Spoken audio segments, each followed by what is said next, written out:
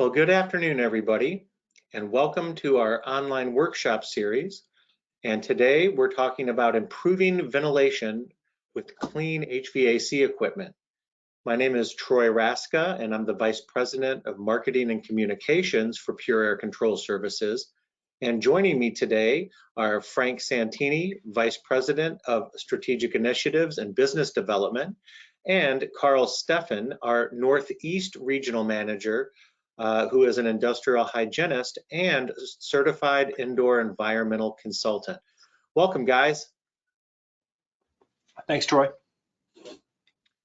So today we're going to kind of take a deep dive into how HVAC cleanliness can affect improving ventilation. And so we're going to revisit a few things here.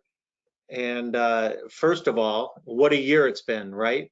So we're plus 1 year now into this pandemic, and we've learned a lot.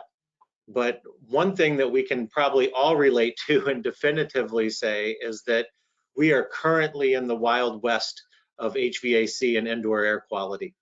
And I know many of you who are on the workshop today are facility executives, facility managers, health and safety people, risk management, and even some higher level executive type people, along with engineers and mechanical contractors and such. So, you know, we all know that this has been a crazy, wild ride this year as it relates to HVAC equipment, indoor air quality, you know, new technologies, changing guidance. Sometimes it seems like day to day as this pandemic got rolling and now has progressed.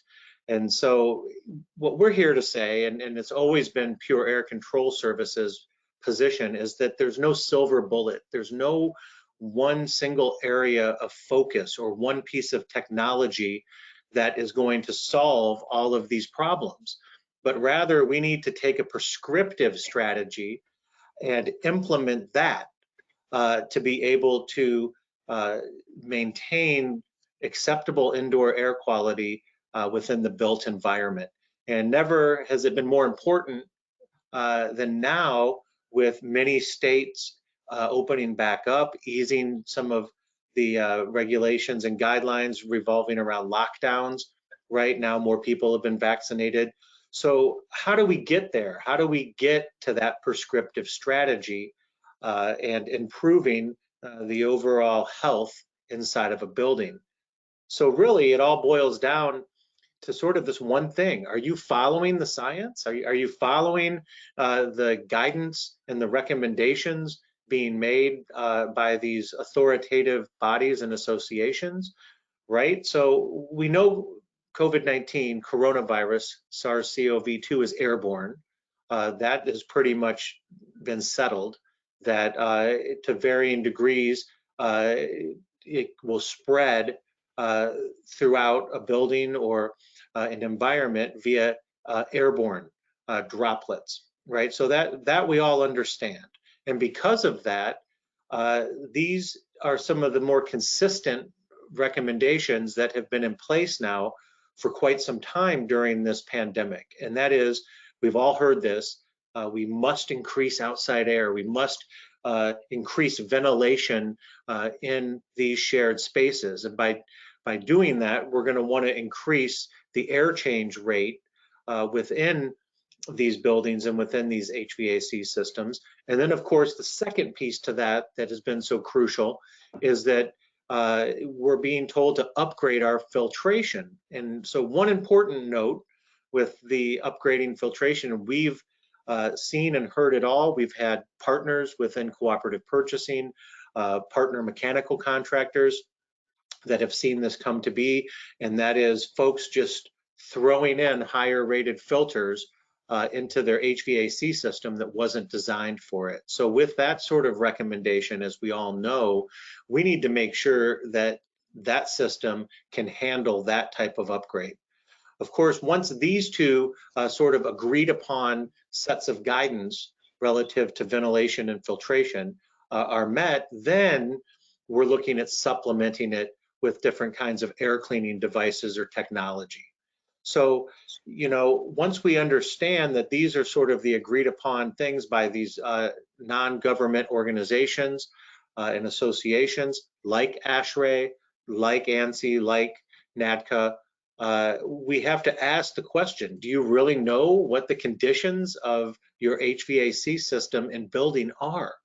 What further guidance do these organizations recommend so that we can better understand this starting point before we just throw a bunch of outside air into a building and hope that it's going to take care of coronavirus should an infected person be within that space.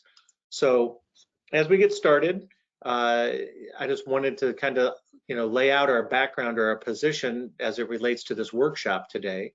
We are members of Ashrae, and we are NADCA members, and many of our field technicians are certified by NADCA to be working in these air conveyance systems. So again, for the layperson that might be on this webinar, Ashrae is the American Society of Heating, Refrigeration, and Air Conditioning Engineers, right? So it is a consortium of high-level experienced professionals that come together and create these standards or revise existing standards on how these systems should be engineered and operated. And then NADCA is the National Air Duct Cleaning Association.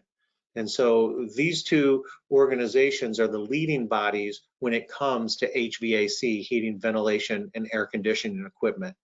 So again, we're not representing these organizations in any fashion today.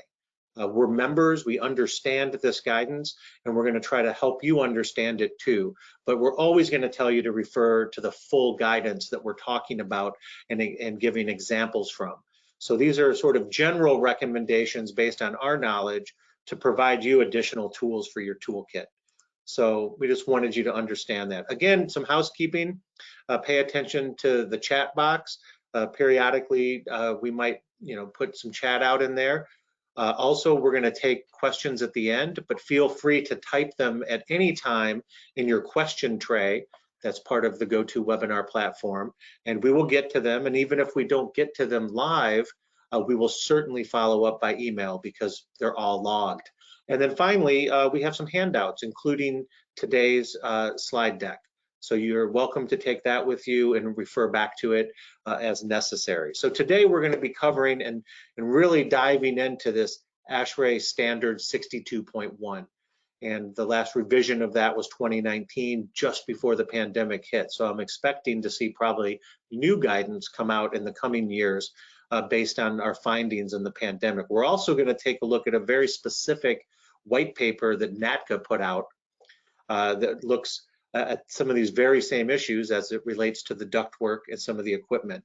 And then we're going to go in and talk about how some of these recommendations are implemented in that prescriptive strategy to help sort of reset the baseline or optimize the baseline of this equipment. And that's going to include assessing these systems, being able to prioritize maintenance in these systems, and then duct cleaning, AHU, air handling unit and coil cleaning, air handler unit restoration and retrofits, and then finally we'll open it up for questions. So again, thank you all for joining us, and let's dive right in. So Karl, as one of the members of our team on our building sciences division, and certainly as a certified indoor environmental consultant, I'm sure you're pretty familiar with this Ashrae Standard 62.1. Why don't you sort of discuss what the focus is of this, and then maybe talk about where you think it's sort of been leaning lately because of the pandemic. We got on mute there. Still to this day, you know. Well, thanks, Troy. Yeah, certainly 62.1, a very valuable standard out there from Ashrae, widely used, obviously. And realistically, Ashrae 62.1, as you can see here, there's kind of three main areas of focus, and it's all about that ventilation, and it's looking at ways to make sure our ventilation works, or to give proper indoor air quality, proper ventilation. And they rely on three main areas, but two of them, really stand out. That's the VRP, the ventilation rate procedure, which some of you may be very familiar with. It's, pretty widely used or pretty much the popular choice, right? Because it helps reduce time, cost, and even risk. But there's also the IAQP, which requires some more involvement. And we're talking contaminant concentrations, perceived air quality. So it dives deeper into that actual, air quality in the space and what's actually getting in, rather than kind of looking at the ventilation rate as a judge tool of, hey, we're going to create a healthy space. So, those are just two very, very valuable approaches that the standard includes that we spent a lot of time. And I think recently, we're seeing a trend with coronavirus that has led us to increasing outdoor air and kind of taking this VRP approach and maximizing our outside air for ventilation, and leaning, more towards that objective rather than, staying with the IAQP approach. And, I think we're at a point right now where it's obviously been sufficient, it's been directed, and effective at, one of the coronavirus mitigation techniques. But where are we going to be, a year from now, 2 years, 5 years? This isn't exactly the most sustainable approach, and it's one that certainly comes with plenty of cons. So, I think we're going to be kind of taking that approach and leaning as the time passes, basically towards the IAQP approach and looking more at, what do we have in the spaces and trying to, look at our HVAC units, kind of like you mentioned earlier, Troy, with everything from filtration to how well they can handle the hot and cold temperatures when they're bringing in this much outside air. Because what we've seen is in some cases a quick and unfortunate end to some of these systems because of the modifications made. But not to dive too deep into 62.1, there's plenty of valuable information in here. Things, we have here the purpose and scope, which is minimum ventilation rates and acceptable IAQ, and really importantly, requirements for certain contaminants, sources, biological growth. So a lot of these IAQ constituents are in here and referenced and looked at as part of the ventilation standard. So one major area too that we like to point out is the section 5 there, systems and equipment, which identifies 19 key components that play a role in ventilation. No, absolutely. And I think that, again, for the purposes of this workshop, we're looking at how HVAC cleanliness helps with ventilation, or maybe in some cases, how it actually hinders ventilation. You might think you're doing the right thing by bringing more outside air in or increasing air change rates, but if the equipment is not in the conditions to be able to handle that scenario, there's big problems that can occur on the back side of it. And so certainly we're going to highlight these sections as it relates to HVAC cleanliness and what we're talking about today. I mean, Frank and Karl, I think another really important section, and probably maybe the most important section that's bringing us to this workshop today, is section 8, and that's the section on operations and maintenance of these systems and of the ventilation for acceptable indoor air quality. And it's interesting because you almost go right down this section or chapter, right, with 8.2, 8.3, and 8.4. And basically what these subsections are telling you to do as a facility manager, as an engineer, as a mechanical contractor servicing your customers, is to develop an operations and maintenance manual. So you're going to have that developed, and you have to maintain it on site. And so, that's a question to be thinking about as we're moving through some of this content today, is do I have one of those? When was the last time it was updated? Am I keeping it updated as I'm doing regular maintenance? And so these are questions you need to be asking yourself, because again, this is the guidance that's being put forth through the pandemic and as we're reopening buildings and reoccupying buildings. Again, section 8.3 says, okay, you have to operate your ventilation system based on that O&M manual. And hey, let's be clear, right? No two buildings are the same. No two HVAC systems are designed exactly the same.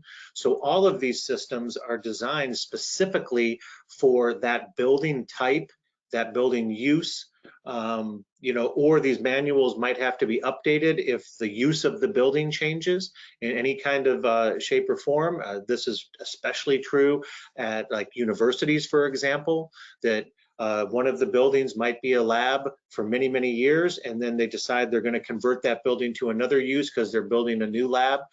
Everything has to be rethought, and these manuals are going to help create that roadmap or that transition to look at what's been done, what's currently being done, and then where do we need to take it, right? And then, so importantly, section 8.4, ventilation system and maintenance. So this manual is not only telling you how to properly operate the equipment, it's also telling you how to properly maintain the equipment.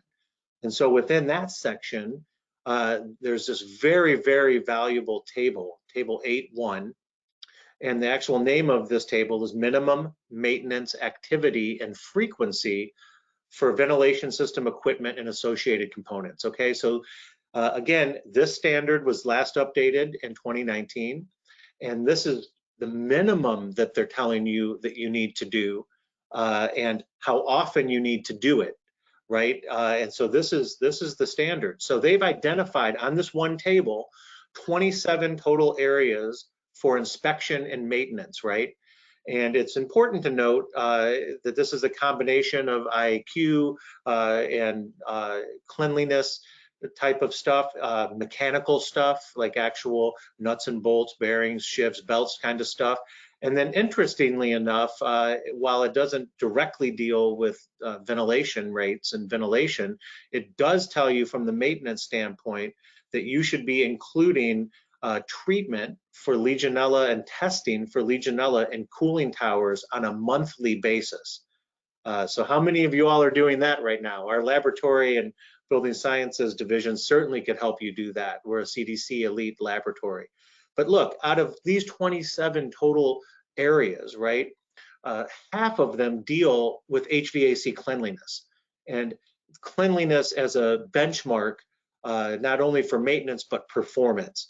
So again, we look and we're trying to just give you this at a sort of overview standpoint and to show you how many components are in this HVAC system that can be subject to fouling and could, you know, one by one create this domino effect or this chain reaction that's going to substantially impact performance across the whole system. And so from a frequency standpoint, right, they break it down into quarterly, semi-annually, and annually. And so they're telling you to do things like test for any kind of pressure drop across the coils or in any areas of the system, right? They're looking to make sure that you know your filter dates and you're changing them on time, to check your air cleaning devices that are in the system, right? Either dehumidification or humidification devices, and on, right? So you look at all of these things: heating, cooling coils, outdoor air louvers, you know, your fit and seal on your filter racks, right? Because that can create infiltration and bring particulates or even something nasty like coronavirus through the filtration, right? Fan blades, your fan housing and blowers, drain pans.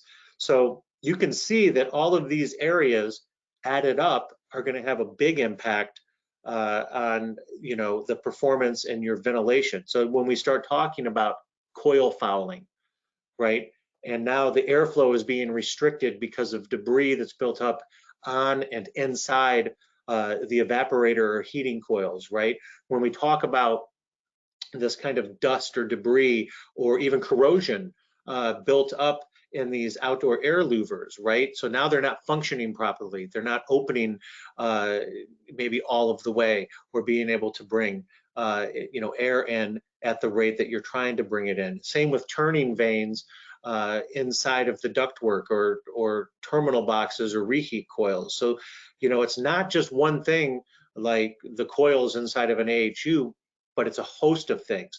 One important thing to note about this table, and it goes into detail in every single one of these categories on the table as far as recommendations, but every single one of these categories recommends that on this frequency, quarterly, semi-annually, and annually, upon inspection, to clean, repair, or replace as needed to ensure proper operation. So if these things are dirty, if you haven't looked at them in a while, if they're not functioning properly, but you're trying to bring more outside air in, you're trying to increase air change rates, it's a recipe for disaster, is really how to think about it. And so step one, before you even start to throw open these outside air dampers, is to get in here and make sure that it's going to be acceptable to that new guidance. Of yeah, course, Troy, yep. The takeaway here is, especially for folks who aren't as familiar with Ashrae, this is the independent body that governs or helps direct how we deal with ventilation systems here in the United States. Kind of think of them as you would think of the CDC as it relates to infectious diseases. So this is what we look to for guidance, and they're saying to clean your component parts of your HVAC system in their ventilation standards. So it's just kind of that puts things in perspective how important keeping a clean system is, even to this authority on ventilation. No, you're absolutely right, Frank. And what Ashrae is to the sort of mechanical components of these HVAC systems, NADCA is to the air conveyance system, the ductwork that's actually moving this air out into the building. I mean, I know folks have heard this analogy before, but the HVAC system is actually like the lungs of a building. It's taking breaths for the building, 4 times an hour, maybe as much as 6-8 times an hour. So, if any of these areas are impeded or airflow is restricted, then that ventilation is going to go down. Temperature set points aren't going to be met as easily. Humidity goes up, and there's all kinds of issues that can happen in a building. So, Frank, why don't you take us through this NADCA white paper a little bit and how it relates? Again, note that this was pre-COVID, and while energy focused, airflow is the #1 concern, which is what we're talking about today. Yeah, and again, I'll take a step back for some of the lay people folks on here. Think about ventilation from a really basic perspective. You're trying to get new and fresh air into a room, and then get the old air out. And you can use any kind of analogy you want, whether it's traffic, if you're driving a vehicle, whatever the case may be. If you have obstructions, preventing the air from getting to the place it wants to be, which is in occupied spaces, or getting the old air out through the ductwork leaving the building, or going back to the air handler. If something's blocking that airflow, it's just common sense that's gonna affect ventilation. And so through normal HVAC usage over time, particulate in the air slowly builds up and collects on the surfaces of various HVAC components. And it results in gradual obstruction of ventilation, and as this paper gets into more, but we're not going to cover as much today, loss of energy efficiency. Now, some loss of ventilation and efficiency in a single dirty component may be minor, but it's when you have loss through a bunch of components or a couple really big obstructions that it can really be an impactful issue. So, and generally, obviously, the greater the buildup, the greater the loss of the airflow.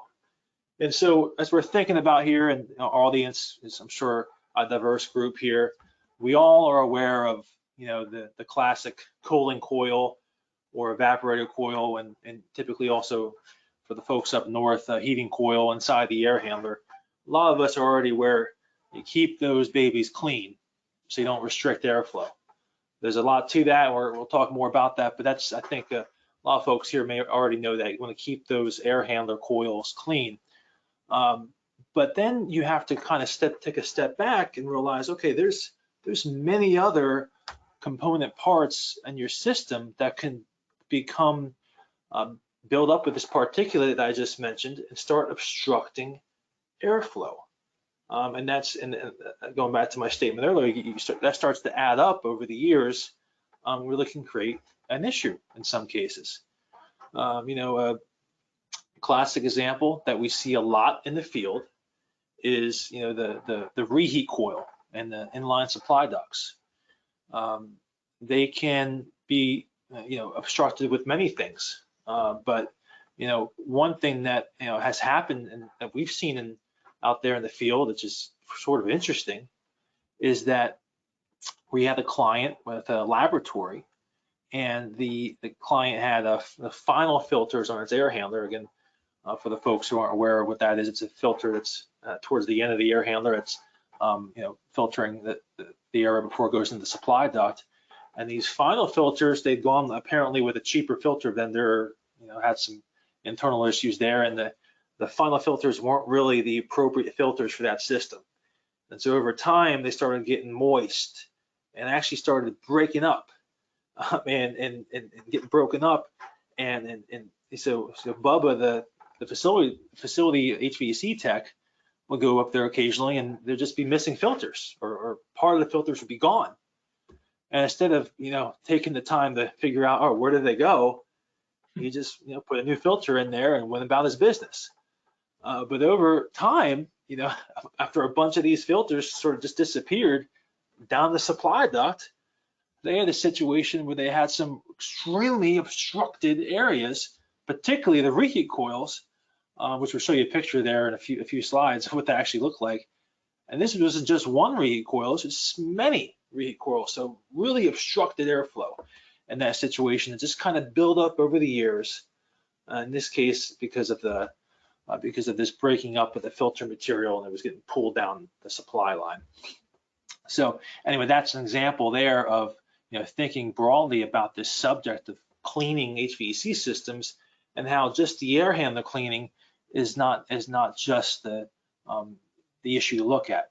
Now, of course, when we go back to that previous slide from Ashrae and talk about how often we want to clean and inspect air handler component parts, that's not as necessary for the duct work, of course, because these things build up over time. But it just speaks to the fact that ductwork and the component parts within these ductwork systems should be inspected from time to time to avoid this gradual buildup, and then one day, which was the case in this laboratory example I gave you, they realized, my goodness, we were really behind on our airflow, and it became an emergency situation where we had to come in there and help them clean these several dozen reheat coils that had become obstructed over the years, and it became apparent to them after a while.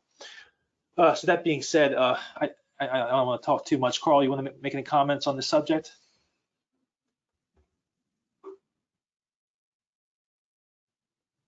Oh, you're on mute again. Sooner or later, third time's a charm, right? I think you covered it pretty well there, Frank.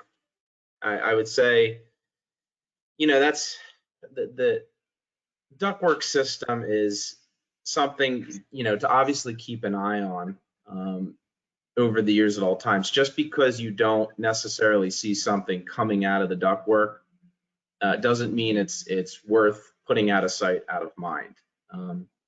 As Frank kind of alluded to, these aren't this part of the HVAC system doesn't necessarily need to be as routinely checked up on and cleaned as some of these components in the actual air handling unit, but by no means do we want to kind of push them aside. It's not just always sheet metal, but remember, we have inline units, and with a lot of those we have sensors, right? Especially when we talk about VAVs, and dirt, debris gets on those as well, and that can have a dramatic effect on how well they're reading their quality, how they're responding to the ventilation and to what you want to achieve with ventilation. So very valuable systems that do deserve occasional attention. Another example of that, Karl, is well, not the sensors, but that just came to mind is turning vanes. Yep. After a while, you have a lot of particle collection on turning vanes. The spaces between the turning vanes are going to start to narrow and start obstructing. And so that can become an issue over the time. And then you can also have a situation, Karl, where you have just things like parts of insulation inside the ductwork start to rip off and come off and start blocking. And a lot of times they'll get called up in things like turning vanes. And for the lay folks on here, turning vanes are situations in ductwork to help turn the air around corners in ductwork, for just a simple explanation of what that might be.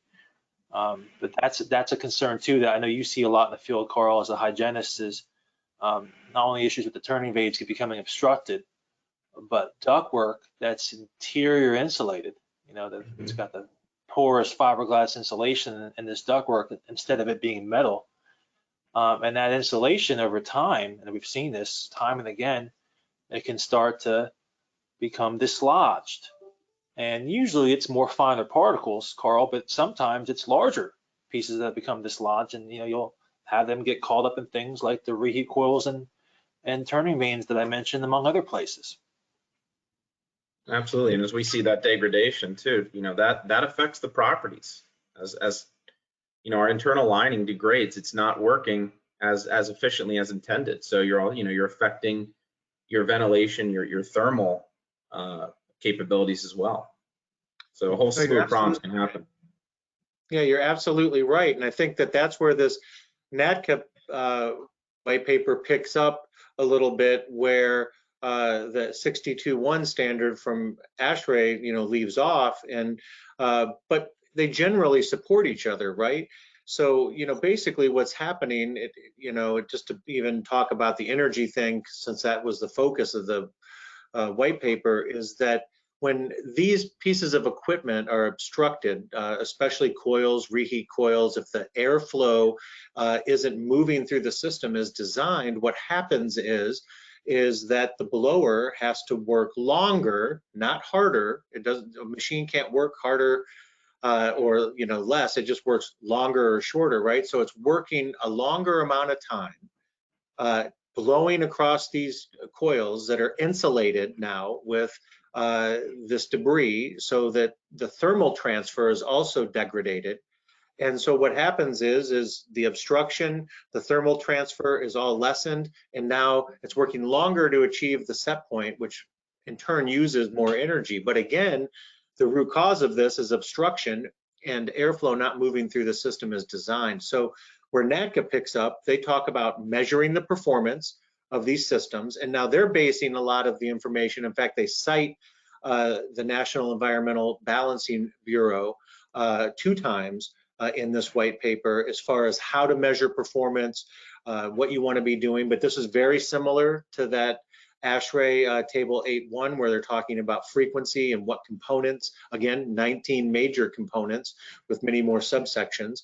And they're specifically telling you to take these measurements before and after you perform any kind of cleaning or remedial work in the ducts or on this equipment. They specifically are telling you to look at cubic feet per minute and how to do that, much like Ashrae is going to go through a series of calculations and formulas to use and tables to use to calculate this. So we're not going to get into the engineering part of it, but it's important to note cubic feet per minute in many of these cases is helping delineate what's going on with ventilation.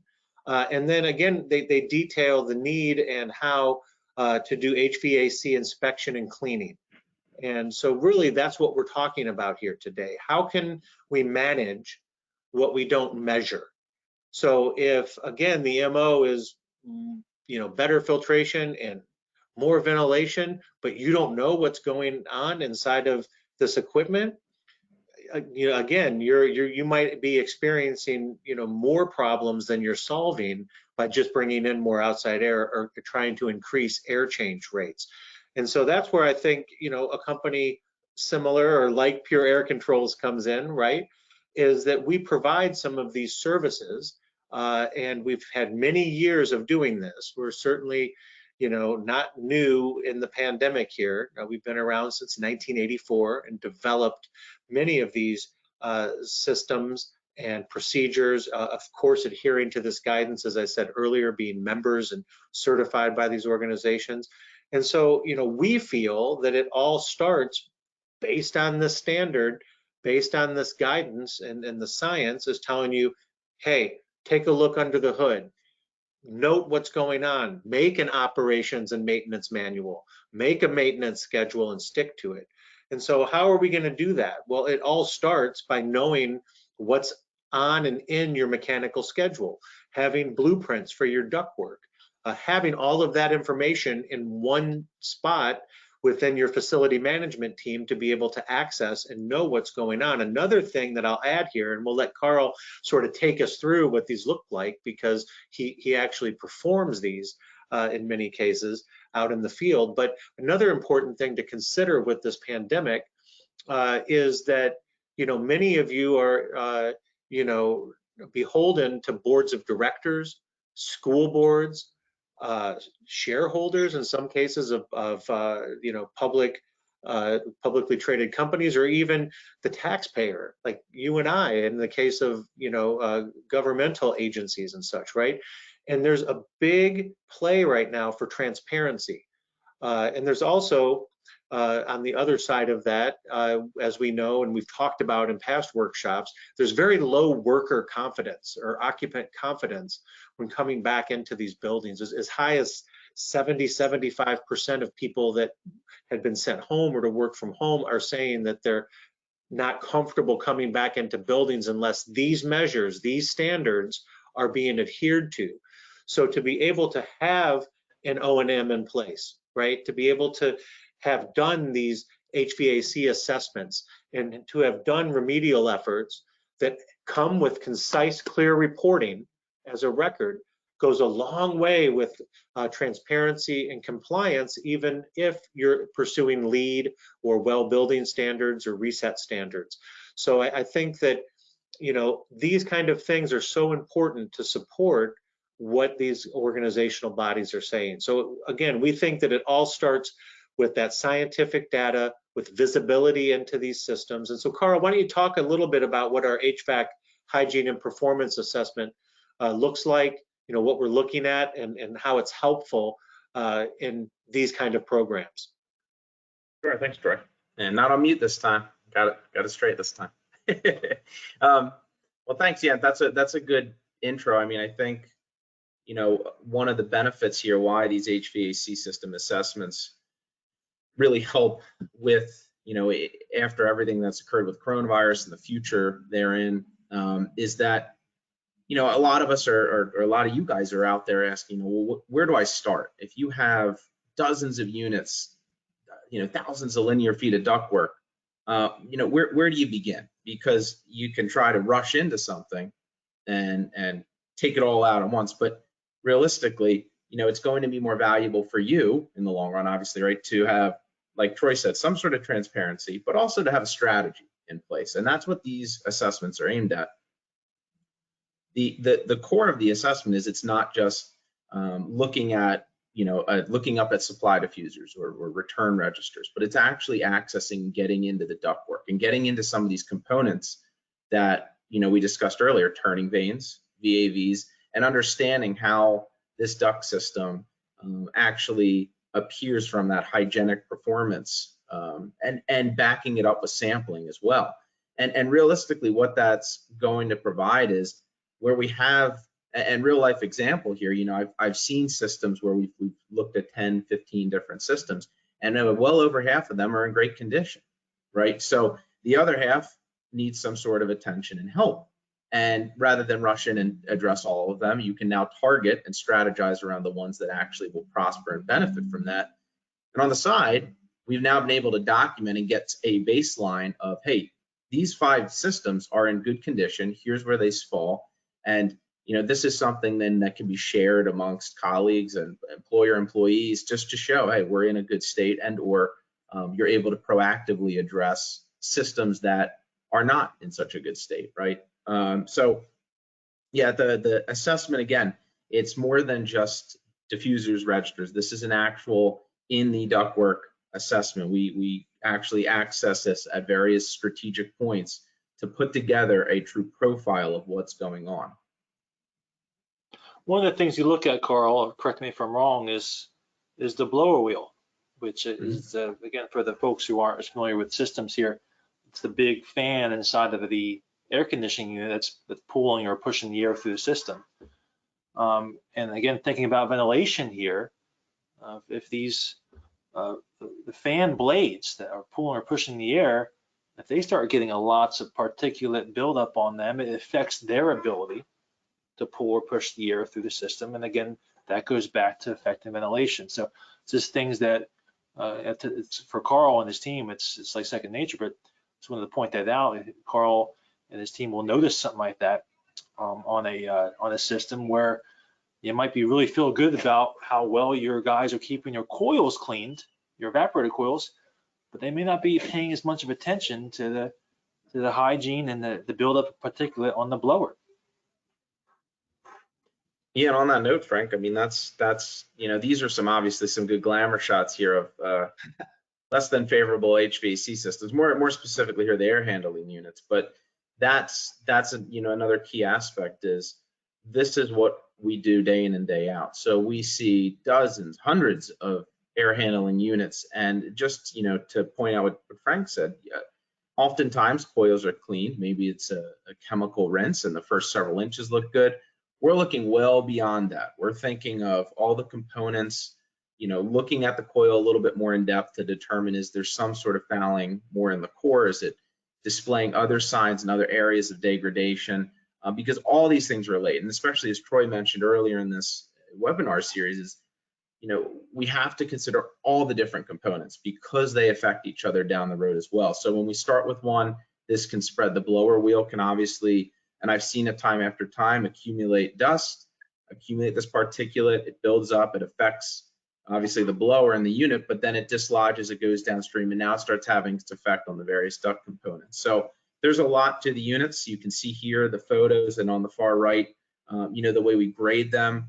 It's not just an overall score, but we're actually going through each and every one of these air handler components, the blower, the coils, the drain pan insulation, even looking at access doors and your belts and putting together this detailed profile. So you can see here, you're getting a general score per unit for the sake of putting everything on one slide, but each one of these units is then further broken down to ID the actual areas. Like Frank said, it may only be the blower. Let's address the blower. Let's point that out and remediate that blower. So yeah, it's a comprehensive report. So it's not just this table and everything. I mean, these reports can get quite lengthy, as Karl said, but you're going to look at every single detail of this from a performance standpoint to a microbial or biological standpoint, and then you're going to have it prioritized for you based on the severity or the conditions of this equipment. So you can see that we try to make it as easy for the facility team, mechanical teams as possible, but it's literally like a traffic light, right? Acceptable or adequate, marginal or moderate, and then unsatisfactory or advanced aging or fouling, which again, we're showing you some pretty extreme shots here, but this is not uncommon for what we see day in and day out. This kind of microbial growth, this kind of buildup on coils and fans, fiberglass moving downstream into the supply plenum, you name it. We see it, but the main takeaway here is just like Ashrae recommends, just like NADCA's recommending, by doing this type of comprehensive assessment, you now have a plan moving forward, and we've helped customers realize that plan where they can get on a 1-year, 3-year, 5-year plan to start knocking this equipment down based on the severity of the equipment. So something like this, again, it's science-based, and these pictures and the cultures and the samples that we take out of here from a biological standpoint don't lie. They're going to give you a very realistic picture of what's going on in this equipment, but the good news is it's also going to help you make that strategic, that prescriptive strategy for fixing it. So, once we understand what conditions this HVAC system is in, then we can start looking at what those recommendations are and consider these kind of cleanup or remedial efforts in these various areas. And so, when we talk about duct cleaning, right, and certainly during a pandemic, and certainly in relationship to these standards, developing an operations and maintenance manual, you're going to want to look at a pretty high level service, a mechanically engineered type of service for this air conveyance system cleaning. And so you're going to want people, as Frank referenced earlier, to be able to access and look and clean these pieces of equipment that are in line with the ductwork, like the VAV and reheat terminal boxes, right? And if you're going to go spec this kind of duct cleaning, you're going to want to make sure that you're as detailed as possible. You don't want to just say, hey, I need 1,200 square feet of duct or linear feet of ducts cleaned. You know, you're going to want to go through and say, no, I need it to be at this level. I need this company to have a mechanical and environmental background. They have to have certain certifications. I want to see the equipment and process that they're going to be using. And so it's very important to think about what you're trying to accomplish based on this type of HVAC assessment and the severity of the conditions. So Frank, why don't you take us through how we do it, how Pure Air Controls or a high-level environmental company is going to do it. Yeah, I was just going to sense it.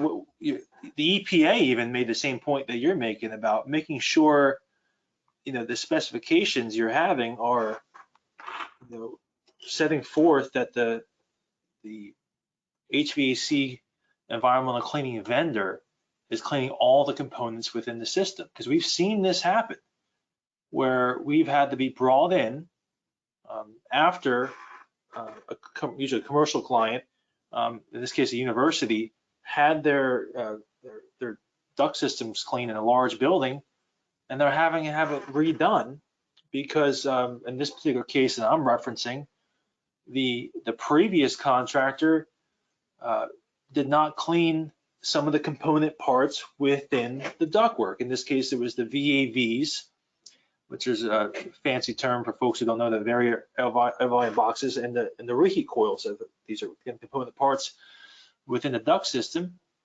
And presumably the contractor, in this case, I believe there was also an issue where the contractor didn't feel like they were capable of doing that. But also there was an issue with, they probably quoted a cheaper price thinking they can get away with not cleaning those component parts so they get the job done faster. So again, it's seriously vital to make sure you're specifying these kind of things when you're going to have a ventilation system cleaned, because some contractors out there will try to cut corners, as I'm sure everybody here who's in facilities world understands that. Oh, go ahead, Carl.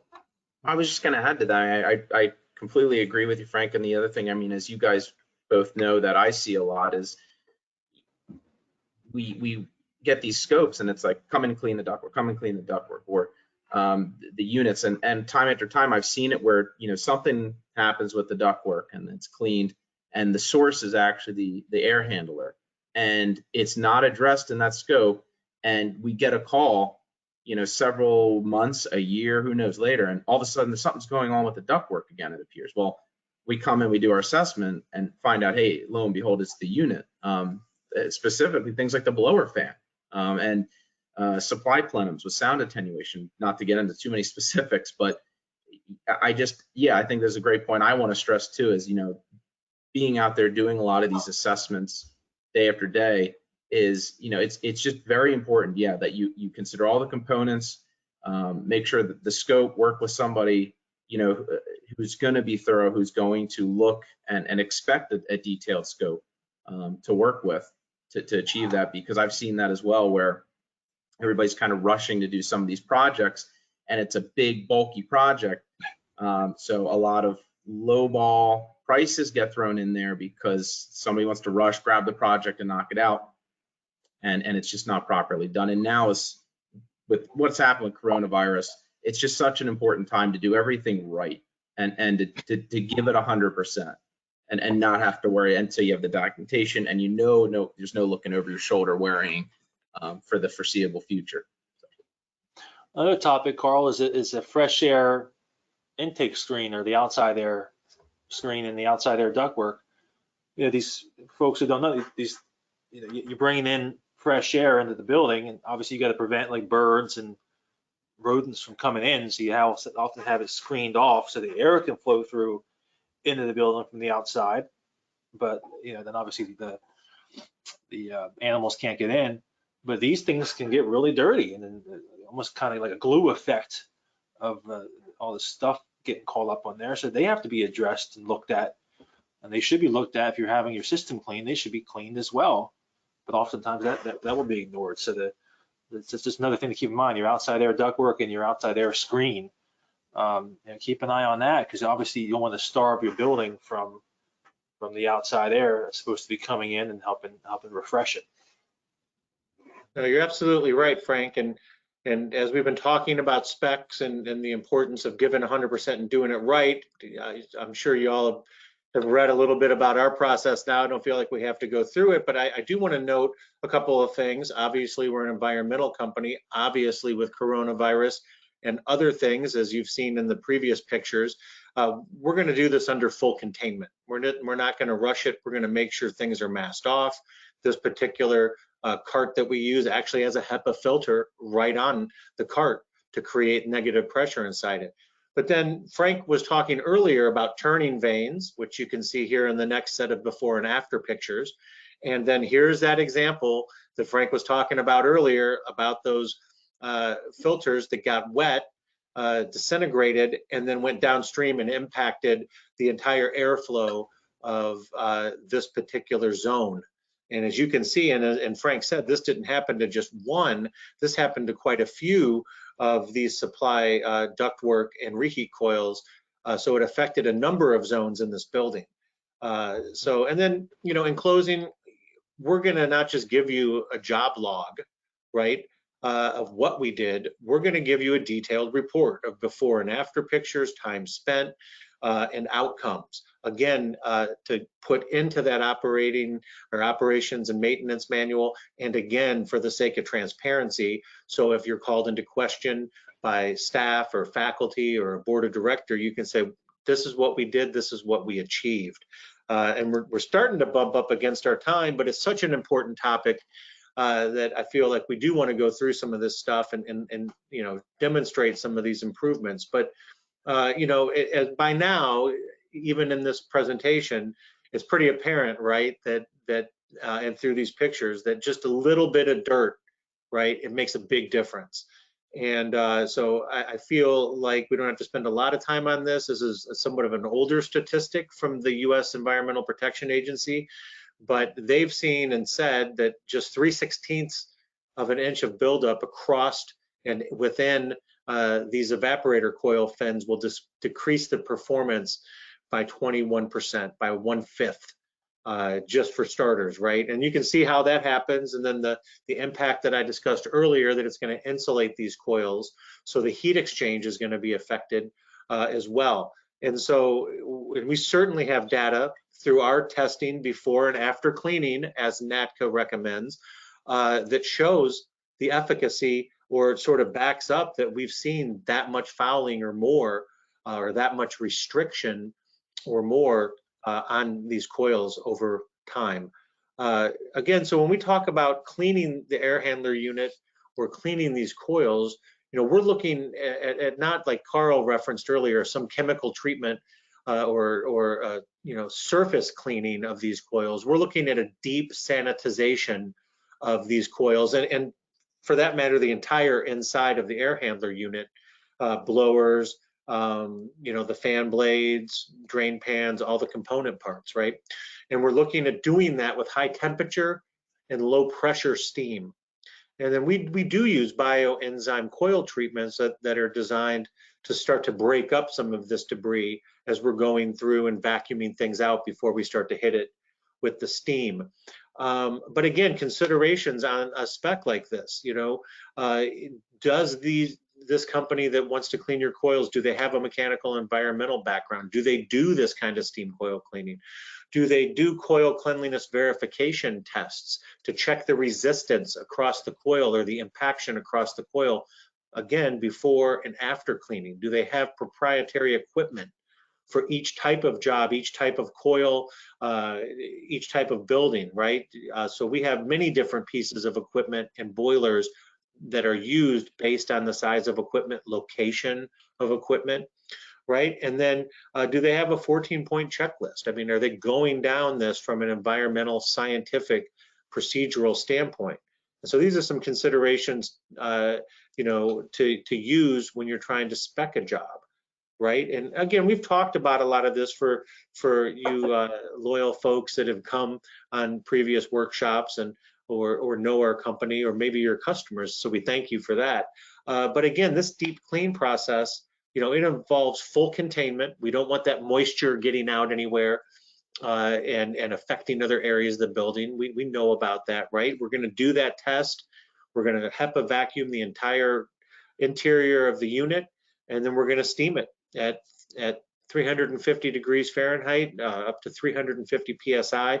We're going to maintain extracting all of that wastewater coming out of that, and we dispose of that environmentally. And then at the end, we're going to, flush these coils, particularly these bigger coils. Now, this is not going to be the case in a chilled water fan coil unit, but on these big air handler units, we're going to flush it at 55 gallons a minute to just get any last latent debris out of it. And of course, you're going to get a detailed report with photos before and after, any of the test and balance that we're doing, or this impaction coil cleanliness verification data. It's all going to be in this report. It's going to be bound up in printed form and sent via PDF for your facility records. So I think it's pretty straightforward. We understand that you're going to get rid of these obstructions. You're going to improve airflow, and we'll talk about that in just maybe 2 slides. But you're going to also see energy efficiency improvements because of that elimination of that insulation effect on the coil. The blowers are going to work more freely. You're going to have less maintenance because they're not working for those longer periods of time and wearing the belts and bearings out. So it's a very detailed process. We've been doing this for a very long time and developed some proprietary methods and equipment, quite frankly, to do that. And so sort of the last piece of all of this, and I want maybe Frank or Karl to talk about this, is this total restoration or retrofit of an air handler unit. And just know you're gonna, as part of a more comprehensive restoration program, you're gonna get all of that pure steam. So that's included inside of this HVAC New Life program. And then you're gonna combine that with antimicrobial, antiviral, and water resistant coatings, very high performance coatings. And then of course, it's more sustainable. You're not trucking out old equipment, redesigning, putting new equipment in. It's much more affordable, that can be paid out of CapEx, and it's, again, less disruptive. But I think the main feature as it relates to ventilation is that we are able to retrofit. We're able to take the old blower system out, the motor, the blower housing, and the wheel, and replace it with a fan wall. And so why don't we talk a little bit about that, Frank or Karl, on what that means to ventilation, maybe from a redundancy standpoint or a control standpoint. Yeah, I mean, I think just coming back to the theme of this particular webinar today is again, ventilation. We all, folks who are watching this, understand that we're probably in the process or thinking about things like replacing their equipment, upgrading their controls, perhaps doing something with their chilled water system.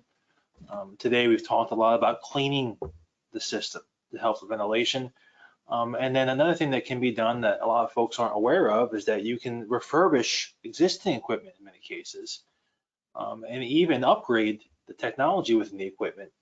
In this particular case, what Troy is referencing is you can take that blower wheel or fan that's inside your air handler, remove it, and install a fan array or a fan bank or a fan wall, some people refer to it as, which is removing an old belt-driven system usually, and installing a series of smaller, usually more efficient fans that provide redundancy for that very important airflow, which is what is the ventilation. So now you have a system that will have multiple fans providing that airflow for the system, providing that ventilation, and with redundancy, in other words, with having more than one fan, you have the ability to not lose airflow completely when one fan may become inoperational for whatever reason, because the other fans are designed to ramp up and either make up the entire difference or at least part of the difference, so that you never lose that critical ventilation. So you have it provides like a little bit of insurance policy, so that you don't have to go without ventilation for a particular area of your facility should the worst happen. Yeah, it's absolutely right, and so critical for certain types of building use, right? Like hospitals where they can't afford to have a air handler unit go down in critical care areas and what have you.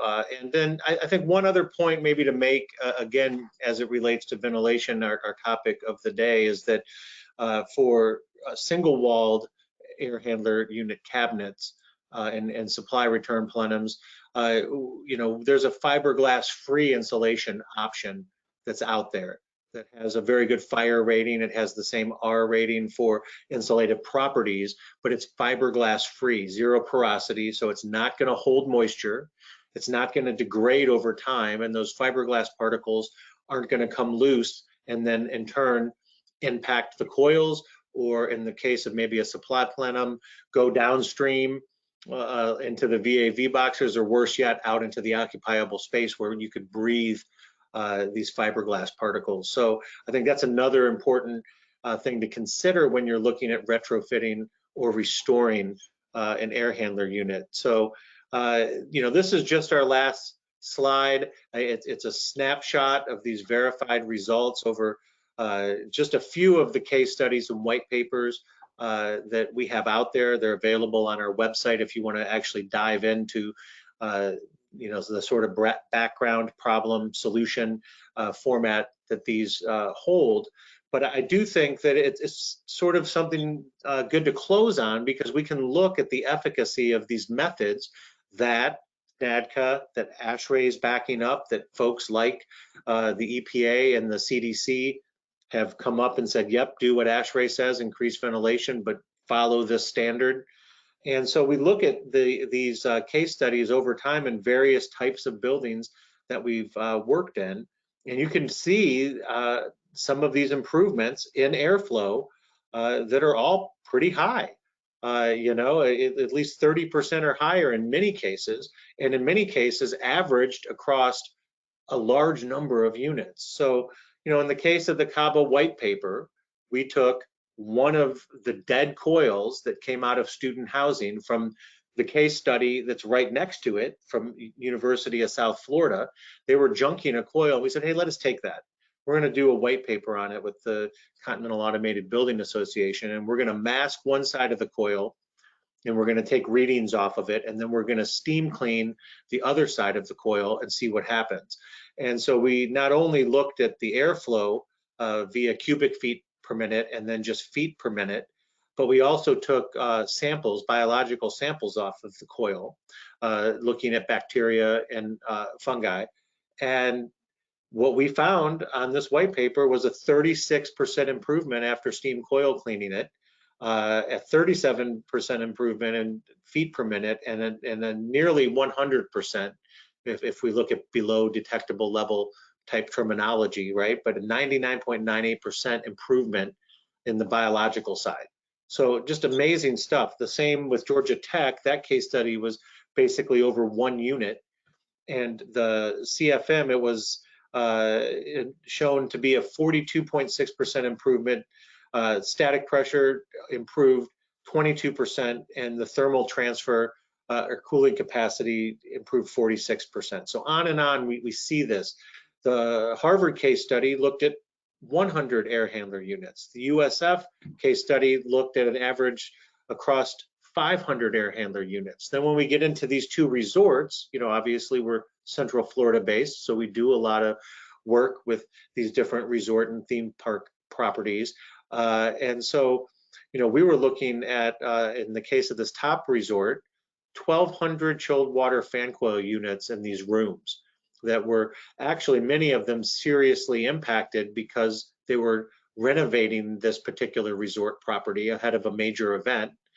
And so we were able to improve the airflow in all of these hotel rooms by 84% on average, right?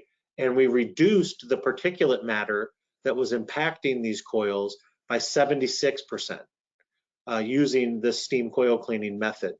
And again, the same goes for another resort property in Central Florida that we looked at 650 fan coil units with a similar improvement to the universities and what Cabo was showing at 36%, and then Delta T cooling capacity by 56%. So just remarkable improvements by adhering to these standards and inspecting this equipment, generating a report, prioritizing that maintenance, and then executing on that prescriptive strategy.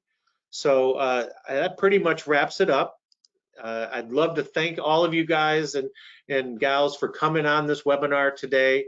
We are going to take some questions. Just a little bit about us. As we've said, we were founded in '84.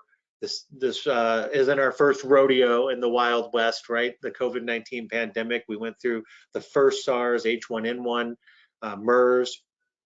So we have some experience with this and how this type of pathogen spreads through buildings and how it affects HVAC systems. And that's why we have 3 specialized divisions. So again, I'd like to thank Karl Stefan for coming on today, because he's part of our building sciences division. So he's out there in the field doing these investigations, looking at this equipment and making these recommendations. We have a laboratory on site, A2LA accredited, CDC elite. They're also certified by the New York State Department of Health for Legionella testing. And then we have our remediation division, our building remediation sciences division. And so all told, we've done probably over 800 million square feet, over 15,000 different buildings, right? In education, healthcare, government, commercial. We don't do any residential. We're doing this at a very high level across campuses of buildings, right? And so, of course, our guys keep up with their CEUs, all of their trainings, and it's industry standard. So we belong to a lot of these organizations. We have input, and of course, we're certified. I think one cool thing to look at is that we're a certified environmentally responsible contractor by environmental risk professionals. So, they understand that we're working with some of these really nasty biological components and particulates.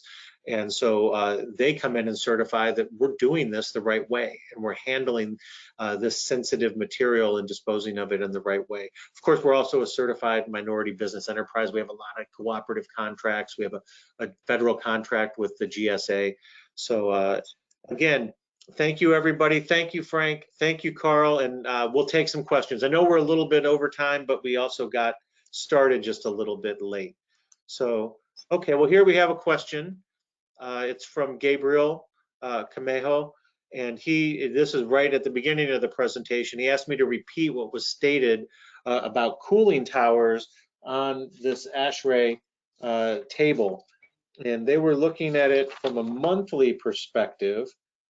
And let me see if I have it in my notes here. Basically, they were saying that you're going to want to check, you're going to want to investigate your system for water intrusion and accumulation as necessary, and then B says verify the space provided for routine maintenance and inspection of open cooling towers, water system, closed cooling towers, and evaporator condensers is unobstructed. Do that on a monthly basis. And then here, C, open cooling tower water systems, closed cooling tower water systems, evaporative condensers shall be inspected and treated to limit the growth of microbiological contaminants, including Legionella. And they are recommending that this is done on a monthly basis.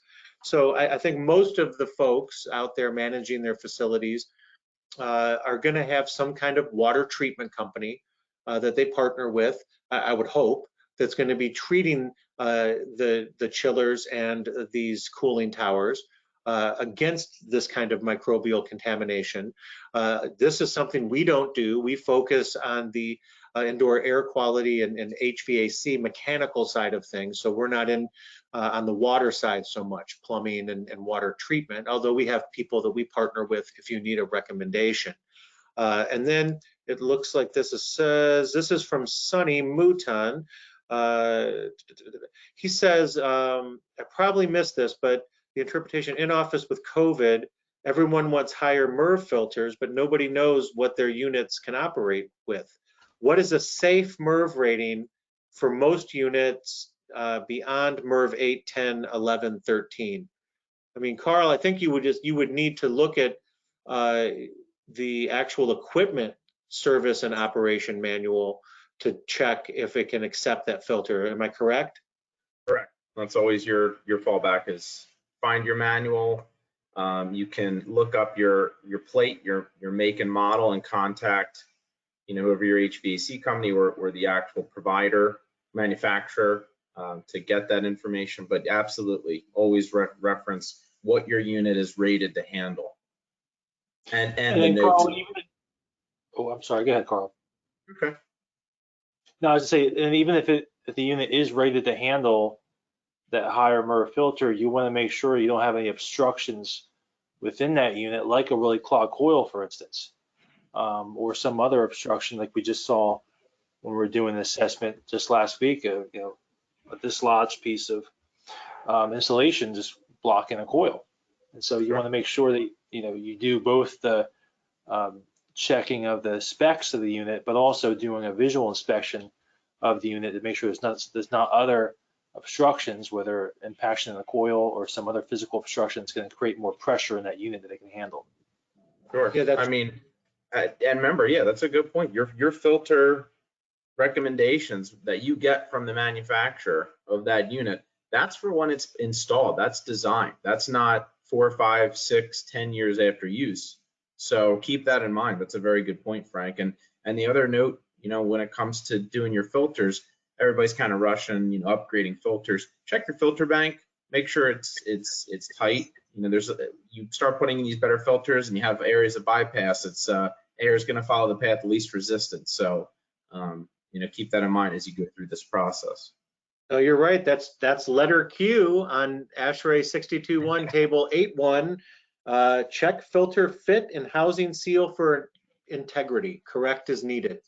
So, again, this, we joke and it's a cliche, this isn't rocket science, but in fact, it is science, and we have engineers that have written guidance to do just this. So you really should be, sort of self-evaluating all the time as to what you're doing on the facility side, on the engineering side, inside of this equipment and with these systems to make sure you're adhering to these standards. And then we had another question that was asked relative to those VAV or reheat coils, Frank, and that is, what if I don't have access or easy access to check the condition of those or to clean them? Yeah, okay, I gotcha. Yeah, that's a challenge. And Carl, you've dealt with that in the past when you're doing your assessment. What do you have to say about that? I mean, they can be accessed. It's just it takes some work.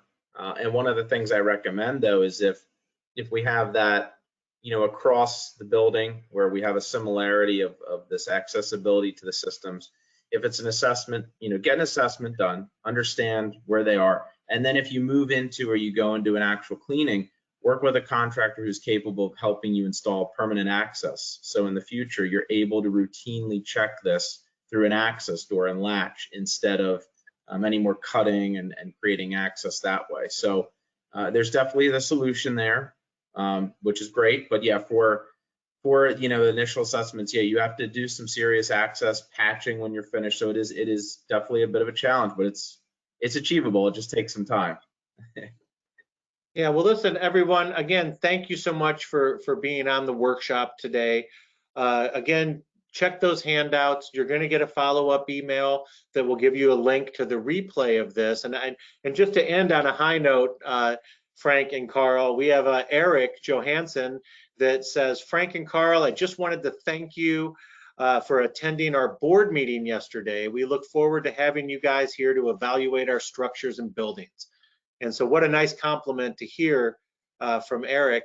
And really to that point, and it's part of your survey, so you'll have a survey when you're leaving the webinar today to fill out, but we offer these kind of presentations to you, your staff, or any stakeholders at any time. So feel free to contact us, and we're happy to replicate this presentation customized to your organization. So it is super helpful as we ramp up to think about taking that prescriptive approach to both ventilation and indoor air quality. So again, on behalf of Frank and Karl, thanks everyone for attending, and we'll see you next time. Sounds good.